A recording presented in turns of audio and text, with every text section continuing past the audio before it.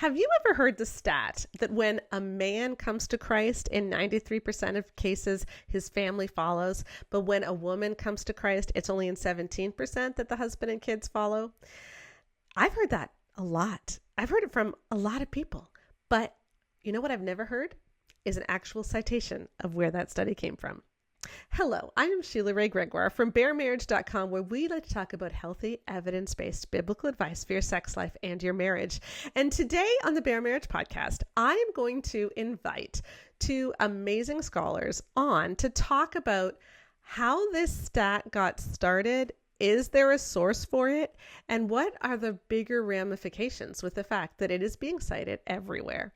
Now, some of you may not have heard it. And so before I invite them on, I would like to play for you some clips of all kinds of different people citing this source. I don't have a clip for this one, but Daniel Akin, who is the president of Southeastern Baptist Seminary, a theological seminary, he talked about it in an article way back, I think in like 2001 or something. And I will put that link in the podcast notes. I'll put links for everything that I'm about to share in the podcast notes. There's quite a bit. But here, let's start with J.D. Greer, who is the president of who was the president of the Southern Baptist Convention at the time where he said this. So let's listen to him cite this stat. A recent study shows that if a child is the first one to come to faith in Christ in a family, then there is a 3.5% chance that everybody else in the household is going to get saved, is going to follow. If it's the mother that is the first one to come to faith in Christ, there is a 17% chance that everyone else in the family will come to faith in Christ. If the father is the first one to come to faith in Christ, there is a, get this, 93% chance that everybody else in the family is going to come to faith in Christ. All right. Here is Tim Clinton, president of the American Association of Christian Counseling, and he's also talking about this stat. You know, I think there was statistics we put in our book where if a man comes to the Lord and goes to church, it's like 90% that the rest of the family follows. Just amazing. But you take him out of the picture and that number drops way down. Yeah, Max, that was actually a piece in Baptist Press that you and I had come across. Let me give you the full statistic here for a second because I love it. If a child comes to Christ, there's about a 3.5% chance that the family will follow. If a mother is the first person to become a Christian in the home, there's a 17% chance that everyone will follow. Listen to this one. If a father is the first one to come to Christ, there's a 93% chance that everyone in the family will follow. The article went on to say this: you want your church to grow? Bring in the men. Do men matter, Max? Do dads matter? 1,000%. Here is Josh Howerton. You've heard him a lot on this podcast. He is the megachurch pastor of an SBC church in Lake Point Church in the Dallas area.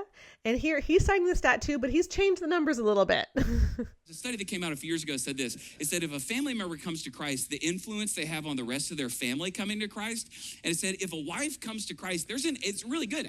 There's an 18% chance the entire family converts and surrenders to the Lordship of Jesus. That's awesome. Now, sometimes what God does is he works down up. So he'll work through a child up generationally to the parents.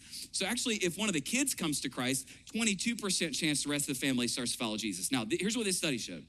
That if a husband or a father came to Christ, there was a 94% chance that the rest of the family followed him and surrendered their life to the Lordship of Jesus. Now, I just want to make a point really quick, having said all that. At all of our campuses, where are all the men? Would you raise your hand, all the men? Raise your hands, keep them up. Everybody look around, The futures of the people with their hands down are dependent upon the futures of the people with their hands up. And now, I know this is getting repetitive, but I really, really want y'all to hear that this is not something which just a couple of people have said. This is everywhere. This is megachurch pastors. It is theological seminary leaders. It is the president of the SBC, but it's also just your everyday pastor. And so I have a clip here of, here's Joshua Poge, who's from Clawson Assemblies of God Church in Pollock, Texas, who is also citing the stat, just to show you that, yeah, it's just everyday pastors as well. There's 3.5% chance with the kid 17% chance with the mom. If dad will submit their life to Jesus and allow God to transform their life, there is a 93% chance that family is going to follow dad. You know why? So here's the point. This is everywhere. This stat is everywhere. How did it get started? Well, I'm going to have two people that I really respect who have done a lot of research into this to join us and tell us, where did the stat come from and what does it mean? All right. Well, I have brought on the experts to help us understand this stat, and I am very excited about this conversation. I have Miranda Zapor Cruz. Did I say that right? Zapor. Miranda Zapor Cruz, there we go, who first wrote the groundbreaking article about the myth of the 93%. And Miranda is a professor of historical theology at Indian Wesleyan University. Hello, Miranda. Hi, thanks for having me. Yeah, I'm excited about this. And then we have Beth Allison Barr, who is not a stranger to this podcast, who is the James Barteman Professor of History at Baylor University. Yes. There you go. And of course, you're the author of The Making of Biblical The Making Womanhood. of Biblical Womanhood. I knew that. And the new book that is coming out, Becoming the Pastor's Wife. What is your official launch date on that? March 18th. Okay, so we're like within 2 weeks of each other again. This seems Oh, to be wow. That's really fun. Are you Yes. before or after? I'm before. So Okay. The Marriage You Want is March 3rd, and then you, so I'm sure we'll be Very cool. overlapping there too. And Miranda, you've also written a book, Faithful Politics. Is that right? Yes, just came out several weeks ago, not related to this topic, but it is the political season. So Yes. So It very is. fun. And we'll put links to all of those in the podcast notes, of course. But let's get to the topic at hand. So I first ran across this stat a couple of years ago and thought it sounded weird. And so I put it in Google, and what do you know? An article from Missio Alliance popped up, written by Miranda. And this was great. And I've been sharing it ever since on Instagram several times. And Miranda, why don't you explain why you wrote that article?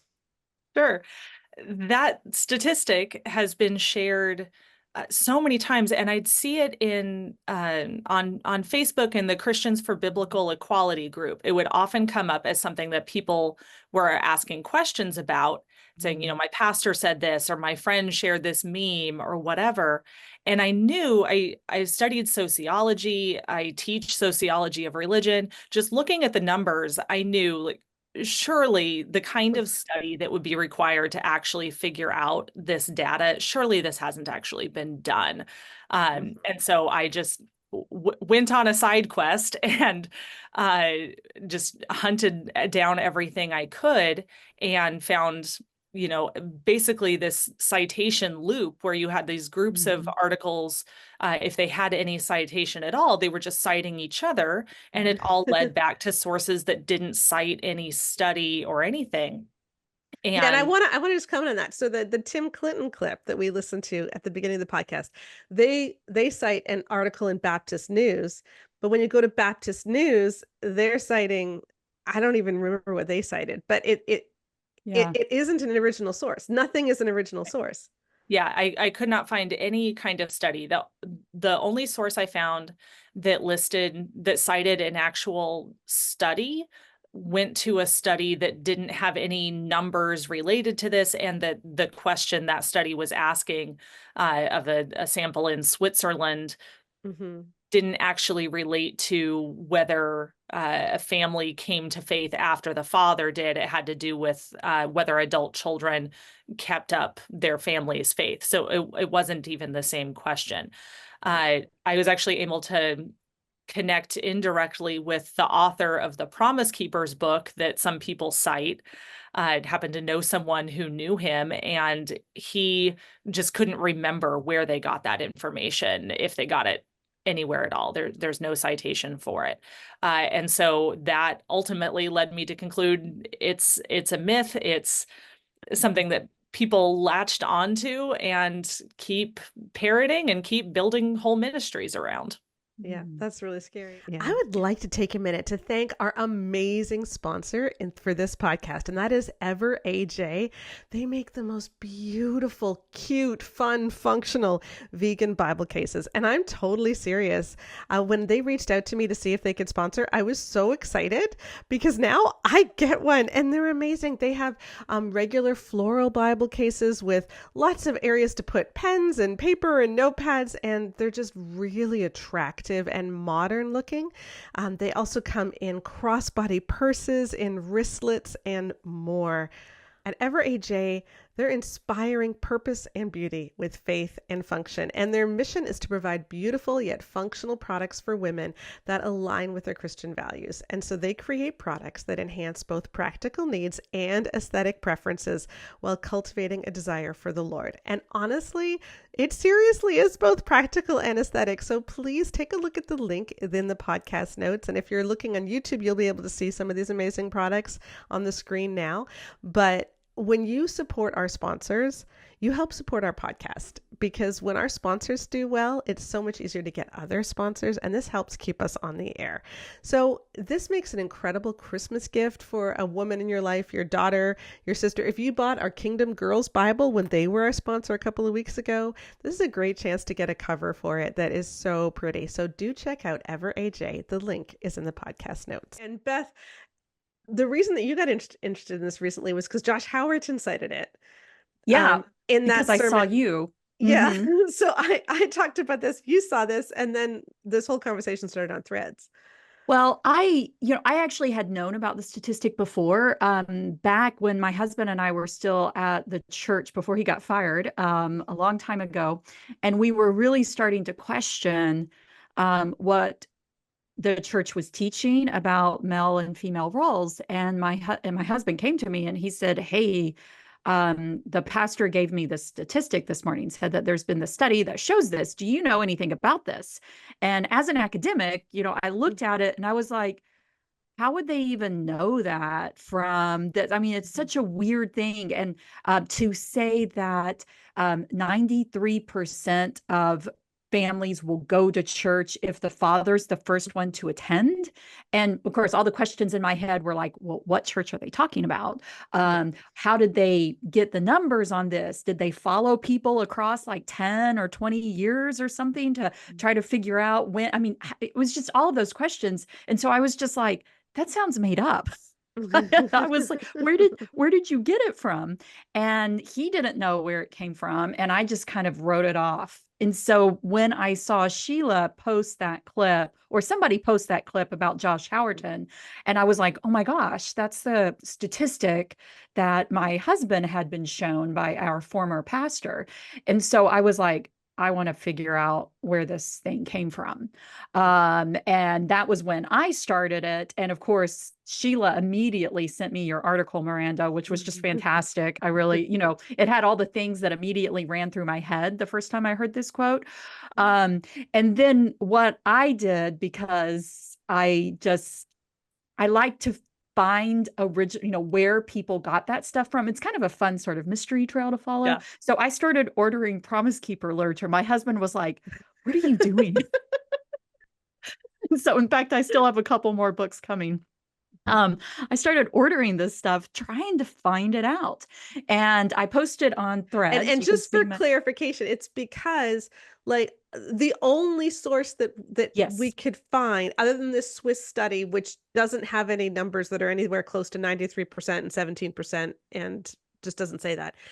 The only thing that is ever cited officially is this Promise Keeper study guide from like 1996 or 1996. 1996. The key time. And I think it's really important that people recognize in the 90s is when Recovering Biblical Manhood and Womanhood has come out. Mm-hmm. And when we really see this push for the, complementarianism is about 10 years old, somewhere around then. And we see this significant push, and complementarian theology, of course, argues that men are to be the spiritual leaders and women are to follow in almost everything. And this theology, we start to see it really pushed, I think, in the 90s is where it starts exploding. And so it's not a surprise to see this type of statistic appear now. What I think is surprising is that they really seem to have made it up. Yeah. That's what that, and that people continue to use it without trying to figure out where it came from. So I'll stop there if we want to continue any of those threads. Yeah, I found one article that referred to, it said this: a study on a father's influence on salvation conducted by the Leadership Journal determined that 93% of families will follow the spiritual influence, et cetera, et cetera, et cetera. And this was talking specifically about the Catholic context. And I found a number of Catholic websites that were talking about this from Leadership Journal. I could find nothing on it actually in Leadership Journal.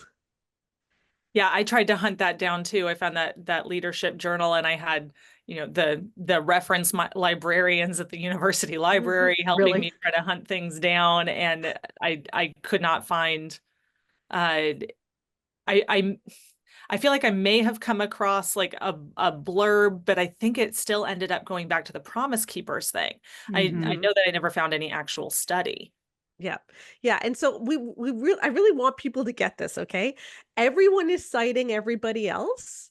Yes. So a lot of people will cite Leadership Journal, but then Leadership Journal might have cited Promise Keepers, or the Baptist Press might have cited, Focus on the Family, and Focus on the Family might have cited this Promise Keeper. Like, everyone is citing everybody, but no one's citing an actual study. Right. And yet they keep saying, like, J.D. Greer said it, Josh Howerton said it, a study in the last few years. They have been using these same numbers since 1996. It's not, even if it is a real study, it is not recent, and it is not from the last few years. Right. And, I think this gets at a bigger problem within the evangelical world. And that is simply that we do not do good scholarship within the church. We are not taught how to check out and see if something is really true or not. And pastors are not taught to check what they quote or cite from the pulpit. And this, to me, is just an egregious error. I know, Sheila, you want to talk more about the impact of it, but just the impact of teaching people to accept these truths just because somebody preached it from the pulpit or wrote it in a Bible study guide that has no citation. There is something that we have done to the church that has made people be willing to accept this without any sort of verification of it. And that, to me, is it's terrifying when you think about it. Well, one of the things that we've talked about on this podcast before is how many authors actually cite secondary sources. So Nancy Pearcey does this constantly in her book that we've talked about, The Toxic War on Masculinity. We did a whole podcast on the problem with her citations in that book, which is held up as this amazing academic work, but she doesn't cite peer-reviewed sources. She cites newspaper articles of studies. Shanti Felden does the same thing when she's talking about the brain science. She doesn't cite actual studies. She cites newspaper articles of the studies. Yeah, I was looking at Meg Basham's Shepherds for Sale. Yes. And I was goodness. seeing that too. I was looking at her notes, and it's all newspaper articles that she's citing for all of this stuff. And that, it's crazy to me. Yeah. So Miranda, if you were actually going to do a study which could tell whether who is the most influential to bring people to Christ, like whose salvation first matters most, how would you do it? Yeah, so I think the influence piece, there are good studies that ask people, who influenced your faith most. Christian Smith has done a lot of that work. His book, Handing Down the Faith, looks at that very thoroughly, and he's, a highly regarded sociologist with a good methodology. I think if you wanted to know the actual statistic, if the father comes to faith first or the mother comes to faith first, the only way I could think you would be able to do that would be to have a longitudinal study. So following the same families over a very long period of time, like say 10 years or more, And you'd have to have a huge sample size of people who are not Christian, families that aren't Christian, who would agree to be followed for 10 years. And then have a statistically significant percentage of the people in that sample start attending church so that you could count who went first. So it's hypothetically possible.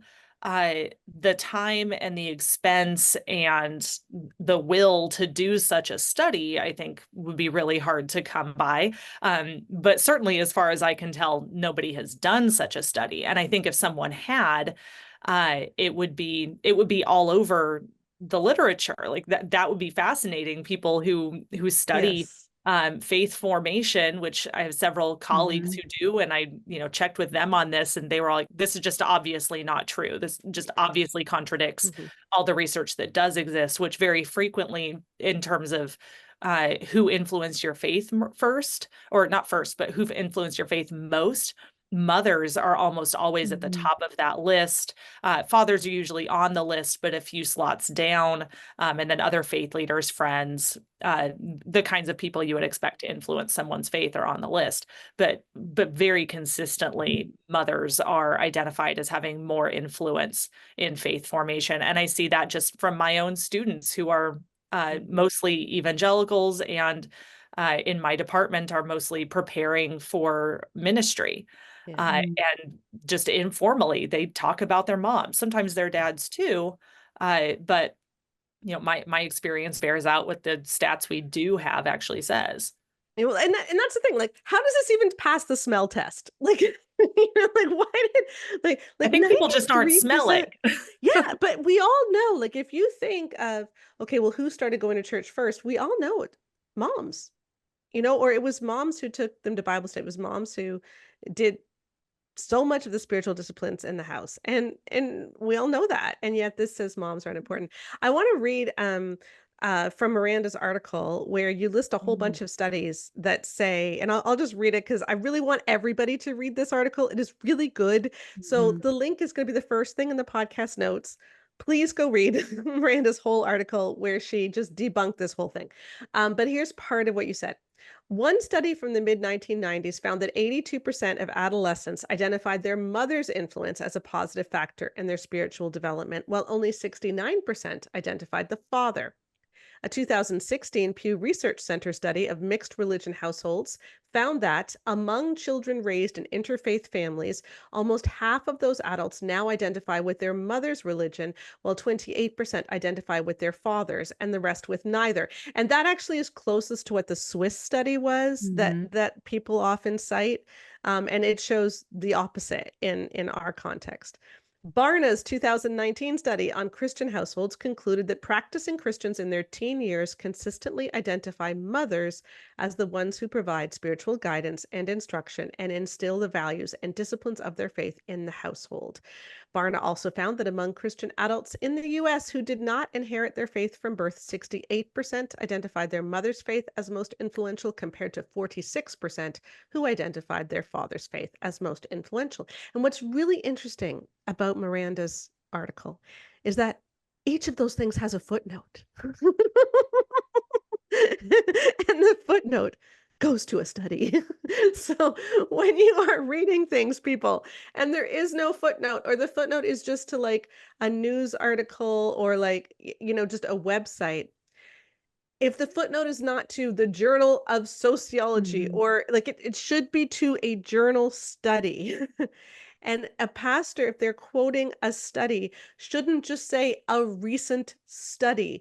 They should say a Barna research study, or a study that was published in the Sociology of the Family Journal, or something like that. And if they're not giving you that source, please, please, please question the source. I mean, question it anyway. We should always examine, but that's a really big red flag.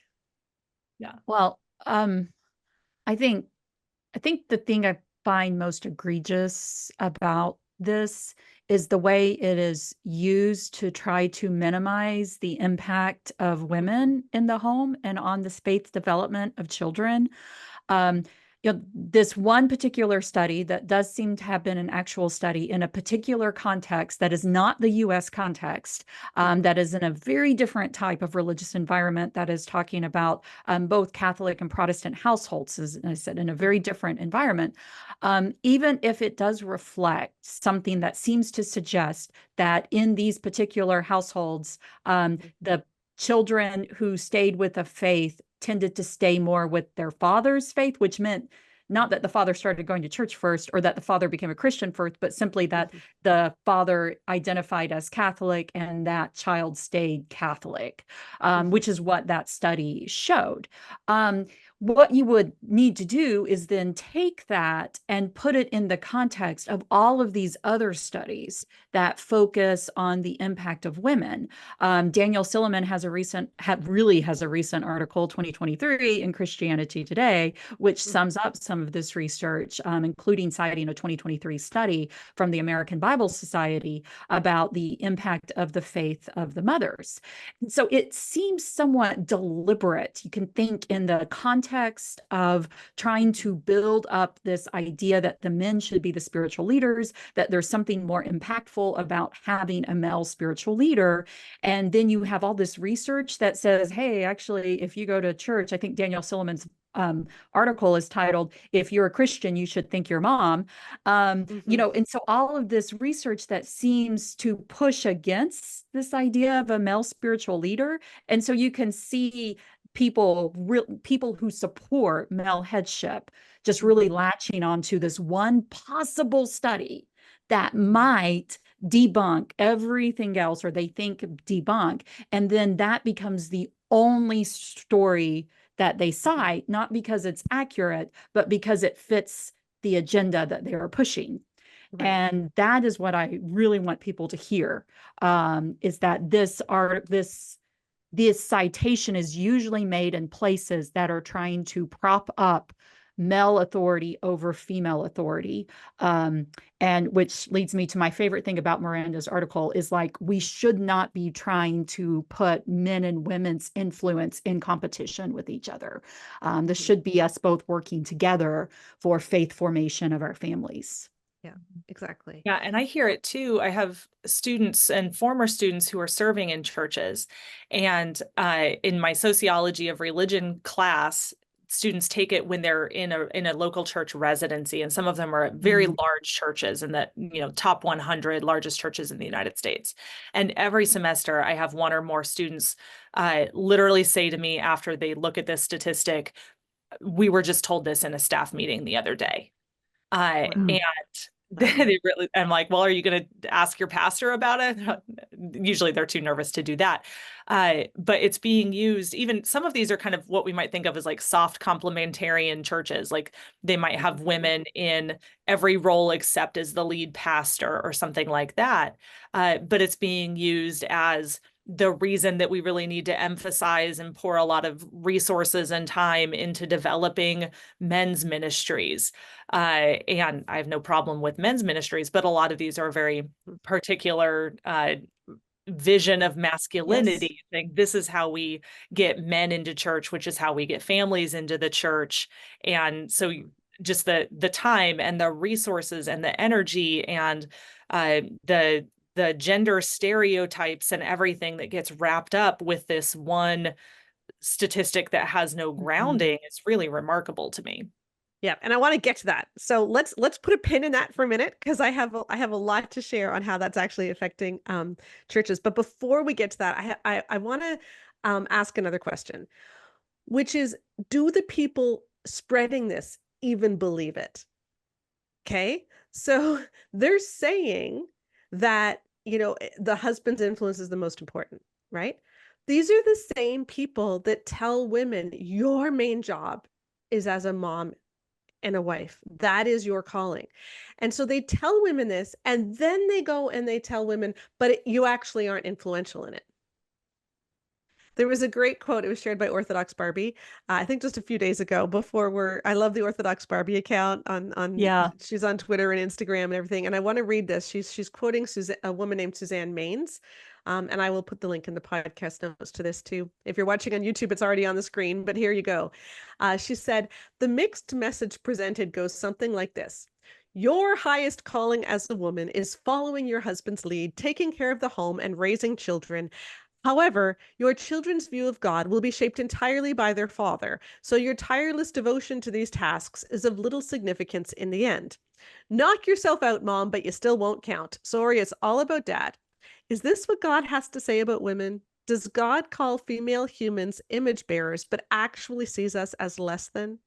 Does God confine us to domestic duties, sugarcoating them as our highest calling, but then negate our restricted contributions as being of no consequence? I thought that was really well said.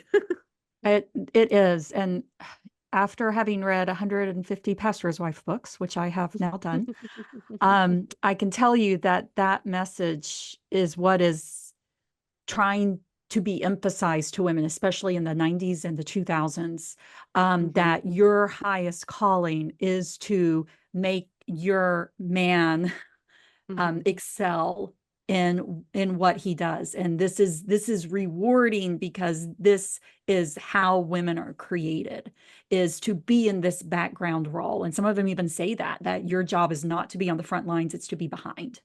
And you just need to embrace that and not get frustrated with it, because it's prideful if you get frustrated with it, because God has created women to support their man. And I mean, that's exactly what the statistic fits into, that women's calling is to emphasize whatever the man is doing, and including doing all the background work that makes everybody go to church in the morning and spiritually ready, but yet it is because of the husband that the family is saved. And I have a perfect clip for that. This is from Ligon Duncan. And this was on the Gospel Coalition's I quote him in my book too. Site. Yes, I am amazed they haven't taken this reel down, because they have gotten so lambasted for this reel, but it's like they just don't care. But here is Ligon Duncan explaining about getting kids ready for church. I think when a man knows that his wife trusts him and respects him, he's more apt to take some of the risks that are involved in spiritual leadership. It's very easy for men to be passive in the area of spiritual leadership. And let me say, I'm not talking about anything complex. I'm talking about like being the main person getting everybody to church on Sunday. It's very easy to leave that to your wife. What I find so crazy about that clip is that it's assuming that the wife is going to be getting the kids ready for church anyway. It's like if he doesn't do these things, the whole context of that is she's already doing them. We know you're already doing these things, but you can't expect your husband to also do them unless you respect him first. The infantilization of men in general and Christian husbands in particular, that's just one example of, is honestly infuriating to me as someone who was married to, a fully capable, professional adult man who also happens to be a stay-at-home dad. It's insulting to me, to him, to every fully grown adult I know. It is. I think that's sometimes what people don't realize is how bad this is for men too. Is teaching men that that their success is completely dependent upon the people who are pushing from behind. And if those people don't push in the right way, then you can't do it. And so, I mean, just think about the impact that has on children, being taught that type of thing. And on husbands, it's almost a recipe for failure within marriages, which I know Sheila can talk all about that, but yeah. It really is. Okay, so I'm not even sure they believe this anyway, because they know that it's women who are getting the kids ready for church. They know that it's women who are doing a lot of this work in many of these families, not in all, obviously. My husband was full participant. Your husbands are full participants because they are grown adults, but in many of these complementarian churches, it is women who are doing most of this work. But then the result of it, which is what Miranda brought up earlier, is that churches are using this to say our main outreach is going to be to men and our main focus is going to be to men. And I want to start this part of the conversation by playing a clip by Matt Chandler, where he's actually saying that he sees his job as preaching to the men. On a whole, our girls they love that I go out, because I've said it publicly. I teach to men. So I'm talking. I teach to men on the stage. I'm not trying to. I've seen people have given me the books. Here's how you preach. Here's how you preach in such a way that includes the woman. I go after the men. That's how I understand the scriptures. That's how I understand. I want to go after them. I want to charge them. I want to push them. I want to, and if anything, it's just been applauded. So, yeah, I just can't believe he said that out loud. This is mind-boggling to me. So he's basically admitting that he isn't a shepherd to the women in his church. I mean, the way that they have constructed womanhood, he can't be a shepherd to her because she's dangerous to him. Mm-hmm. And so the only thing that you can do is construct these types of ministries where everything pushes towards the men. And then the idea is that the men then will instill that within their homes, and that the women work underneath in these very carefully controlled types of ways where they're always underneath male leadership and they're separated from the male leadership, because otherwise it might create, an appearance of evil. And so, I mean, they've created this whole culture that shelters the leadership from having experiences with women and then being told that women's spiritual leadership doesn't really matter because it's the men who impact salvation more. And so it justifies their not wanting to, it justifies their separation from women. That's exactly it. It justifies their separation from women. Yeah, and it justifies or reinforces the idea that when women do take any kind of leadership, spiritual or otherwise, they're usurping the man's rightful place. Right. And this statistic, that usurpation then is going to ripple down to the whole family. Because if you're the one that's exerting your spiritual leadership as the wife, your kids aren't going to follow. So your job needs to be to even cajole your husband into being the spiritual leader of the home, so that your kids can be saved and you can kind of fulfill your expected role as a submissive and supportive wife, not a partner. And that is so manipulative. Like, so then the only option a woman has is to like passive aggressively manipulate him. Yes. To fulfill and this that's what role. The advice is. Like, so much of the advice that you've looked into is teaching women how to manipulate their husbands into doing things they don't necessarily want to do or that don't come naturally.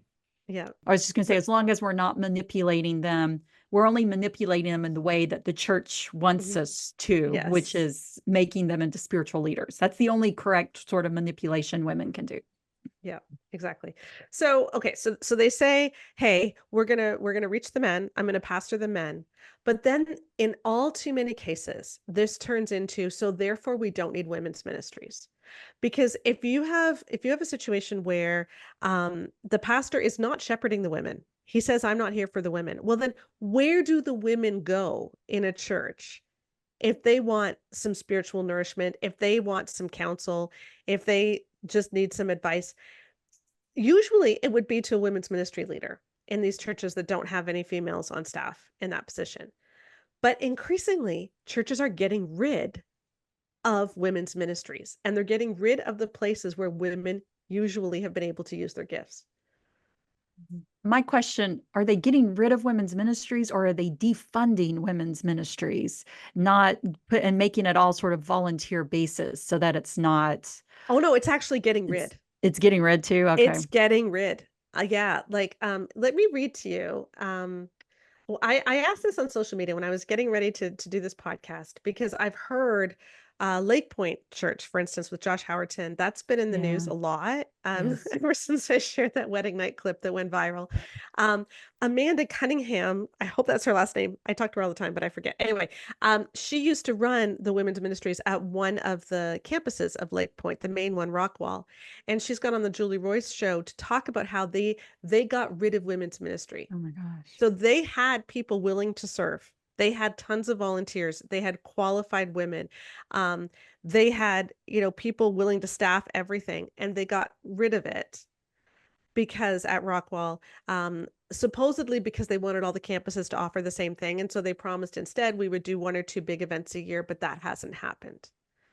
So these women who had been getting together and who had been able to exercise their leadership gifts now no longer have those opportunities. And when I asked about this on social media, I said, has your church done this? I was inundated by messages from women saying, Gosh. yes, our church got rid of women's ministry in favor of men's ministry a few years ago. So I've had reports church did that. I had one woman said, which is in North Carolina, they stopped allowing a popular and long-standing Discovery Bible study group to meet along with some other women-led groups over the last 10 years. They also drove away many women who led or did a lot of the work of several ministries. And then they added a bunch of guys events like fitness and brewery and sports-related meetups. When women complained they wanted to be included in social events too, pastors said men needed the social events to entice them to get involved in church. So women wanted to study the Bible and had people ready to lead those groups and met resistance, while men needed to be coaxed for just entertainment, and that was emphasized. Wow. This is, I'm not sure. Anyway, this is coming back experience right before we left our church. So my mom has led Bible study all of her life. She still leads Bible, and she had one of the most popular Bible studies at the church we were at. Tons of women were in it. And the pastor was getting increasingly suspicious of the amount of influence she exerted within that Bible study. Mm-hmm. And towards the end, right before we left, they rearranged all of the women's Bible studies, and they took away those individual Bible studies and they put them all in a big group together where the material was overseen by the pastor and could only be taught by some select people. And then there were discussion group leaders, but it really did completely wreck the type of women's Bible studies that had been really popular and had been run. And I'm now actually wondering if that paradigm fits into this. I'm not for sure, but it sounds familiar. It sounds similar to the things that Sheila's saying. So I'm curious about that now. Yeah. I have a long testimony, and it's really good. And he said that I could use the whole thing. So I want to read I want to read it because this really illustrates what's going on. And this is from Christ Church of the Valley, which is a multi-site church in Arizona. You can actually read their handbook. And I'm going to put a picture, if you're watching on YouTube, of part of their handbook of their church on the screen. And it says this: who are we trying to reach? Number 1, we reach the man so we can reach the whole family. And then they share the stat, of course. And they quote it from David Morrow when Why Men Hate Going to Church, whereas David Morrow quoted Promise, like it's just all, again, it's a circular loop. 2, reach the younger generation so we have a future. And 3, reach our neighbors so we can change our culture. But the aim is to reach the man. And I want to read what this guy said who was on staff. He said, Christ Church of the Valley has prided itself on this reach the man so we can reach the whole family strategy, going back as far as 2006, when I came on staff as a graphic designer. As part of the onboarding process for new employees, we were given the book by David Morrow, Why Men Hate Going to Church. That book is where the much often referred to talking point of when a mother comes to faith in Christ, the rest of the family follows 17%, just the stat, comes from. One of my first major responsibilities as a designer on the Marcom team was to help establish a target audience profile, which was a wholly made-up profile of an affluent male in the suburbs of Phoenix. The only actual data that was used was salary data from the neighborhood the church was located in. The profile was similar in nature to the old Saddleback Sam concept from Rick Warren's book. CCV's target was a man named Mike Haas. Mike was a fictional profile we made up with a stock photo of a middle-aged man. He played golf, wore expensive watches, drove a Land Rover, was married with 2 kids who played sports, was financially successful but also in debt. Once that profile was created, we used it to inform literally everything we did as a church, from marketing campaigns to the way services were designed, and even into who we hired.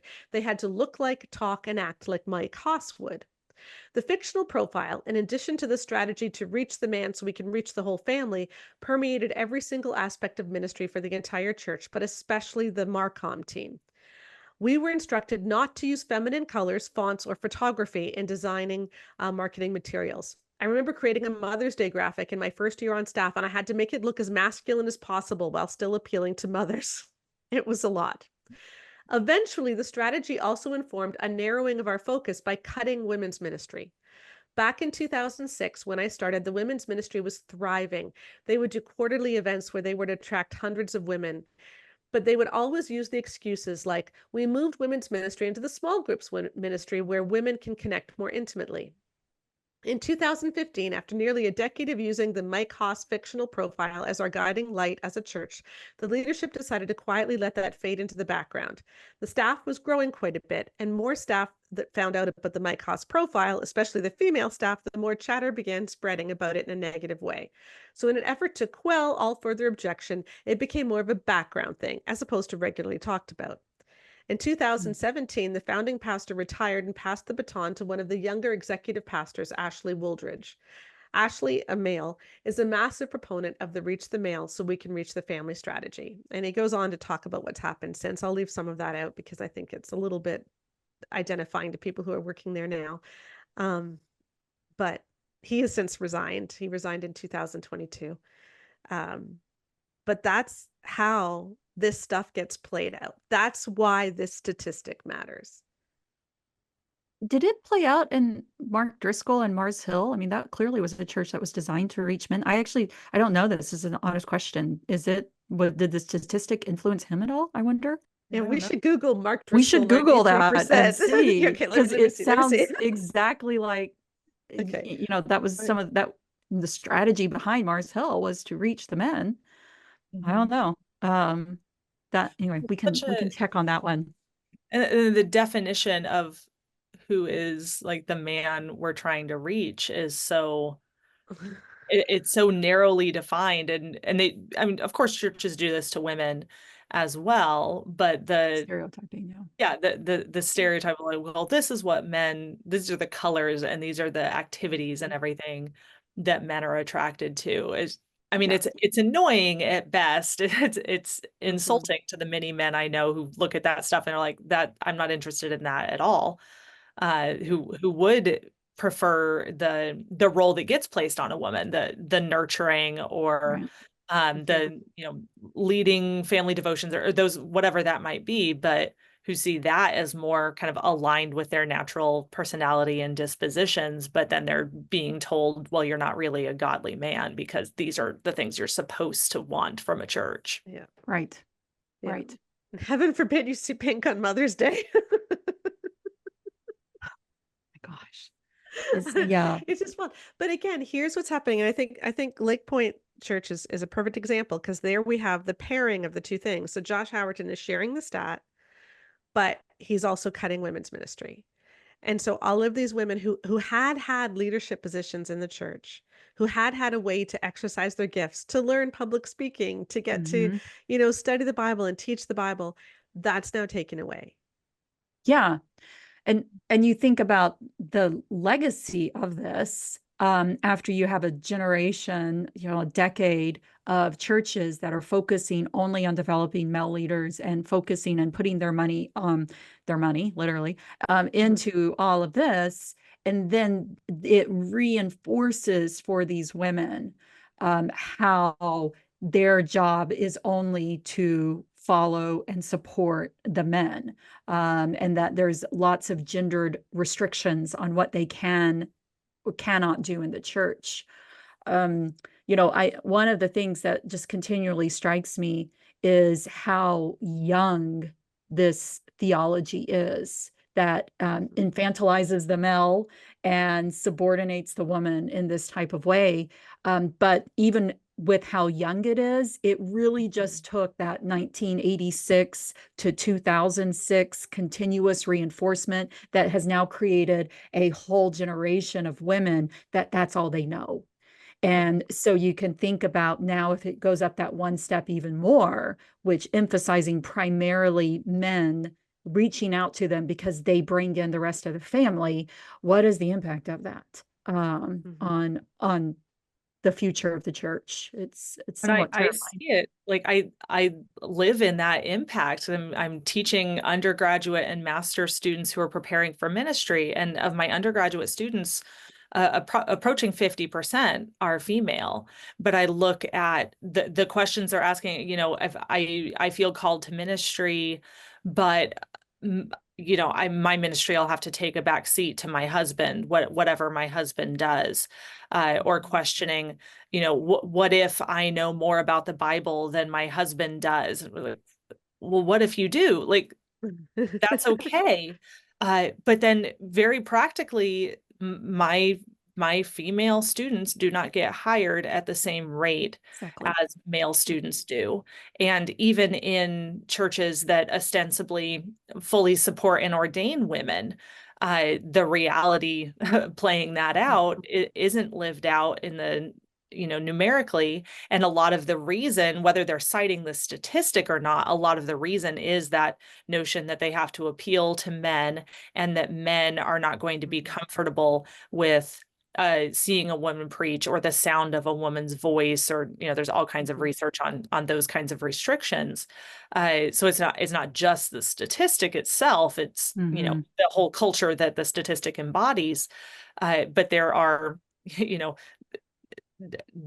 hundreds, thousands of called and equipped women who are educated and ready to serve and called by God, who, well, you're not a man, therefore your impact is not going to be as great. The return on investment of hiring you is not going to be as high. So we need to hire this type of man that, of course, also disenfranchises the men who don't fit that type. Right. I didn't really think about the connections between this podcast and my pastor's wife book, but everything that you're saying, I mean, this is exactly what women are being taught. This is why women are being taught that your ministry is to be a pastor's wife. If you're called to ministry, you're called to be a supporter of men. And just the impact that has.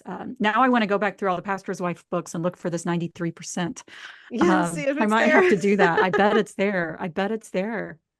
But of course, now what we're seeing in the last few years, it started to happen for the first time ever. Women are leaving the church faster than men are. Yeah, that's exactly right. That's the fruit of this. When you tell women you don't matter, when you tell women you can fulfill your greatest calling and it still isn't going to be that influential because it's only the man that really matters. When you deny women any opportunities to use their gifts and even get rid of the places, the very, very, very limited few places that they could, why would you expect women to stay? Right. Yeah. Yeah, absolutely. So let's do better. Okay. Sobering. Yes. Yeah. And there are churches that do it well. Like it's not like this needs to be invented. There are churches that do, you know, not use these kinds of statistics and don't set up men and women in these hierarchies and things like that. It's not actually that hard not to do it. It might be hard to unlearn it. Right. But there are models. It's not reinventing a theology that doesn't exist or a history that has never existed. It really is returning to what the church used to do and what some churches have always continued to do. I think, Miranda, the way you ended that article was, let's cite our sources. And if people just walked away just being like, hey, next time somebody gives me a stat, I'm going to ask where it came from. You know what? That would be amazing. If we started questioning where people got their information from and started embarrassing our pastors when I mean, honestly, if you're using this stat, somebody needs to call it out and tell you. And that, of course, causes a lot of people embarrassment.